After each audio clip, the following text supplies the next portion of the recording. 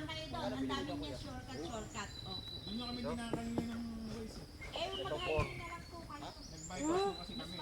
Ito, Yung bagong bali bukas na dismal bypass yan. sa amin. Anong size yan? 45 liters. Pwede ba lagyan yung motor mo lang? Oo naman. Pwede kapag ka ano, pero pili yung bracket. May mga bracket na para dyan. Pagka... Hindi kami pwedeng bumili lang ng ano? Nang bili lang, kailangan sukat. Oo, kaya sukat. Kapag wala kayong mahanap na para dyan, magpapagawa kayo. Kapag alam ko mahirap lagyan niya kasi ang gagawin ng bracket niya napakahaba eh. Kasi sa may ikukunik kayo. Sa ano? Gasolinahan. Baka mapayuan ng mga Gas station, walang gas station dito. Wala bang ano yan? Yung ano? Ditansyado ko naman yan eh.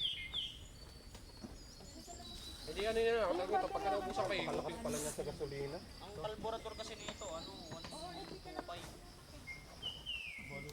Tapos ang ano nito, 110 lang talaga.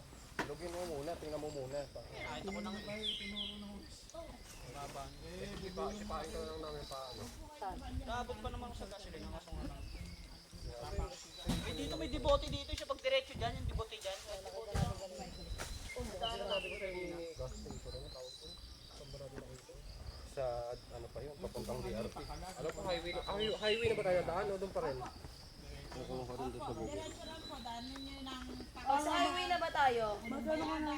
Katibagan, tapos high school. Kasi kung bypass tayo, mabili, makakaabot ka kasi ano pa tayo bypass. Direkta na tayo ng ano eh. Pwede mag-bypass na lang tayo. Para hindi tayo pasibot-sibot.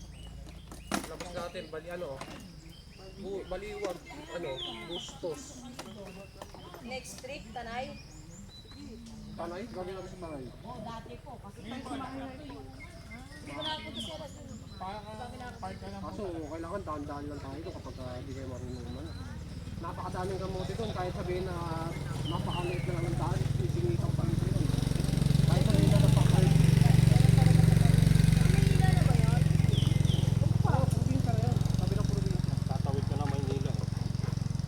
Papunta na ng ano yun, papunta na ng... Hindi ko sabihin doon sa mismo, ano, yung Marilaki, di ba puro curve doon, kalsado pa gano'n. Kahit sabihin niya, paliko na kayo pa ganyan, sisingitan pa rin kayo ng mga kamotor doon. Kailan mine this week? Mine? Pwedeng this week?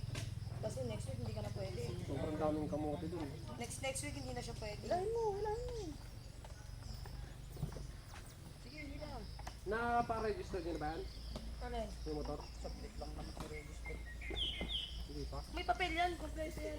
Kaso nga lang, kung na-checkpoint ka pa rin, titignan pa rin. Paso yan eh, pero tinanong na namin yan. may pa-register yan. Eh, Tipoy okay na.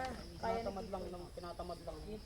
Mura lang sa amin inano ni Tipoy. Okay, Pipoy niyo kinuha yan? Hindi, ito ko trabaho niya yan. Kay paparehistro kay Tipoy, Hindi mura pa lang. pala nakakarehistro yan. Eh pag na-checkpoint tayo dyan ngayon, may iwang ka.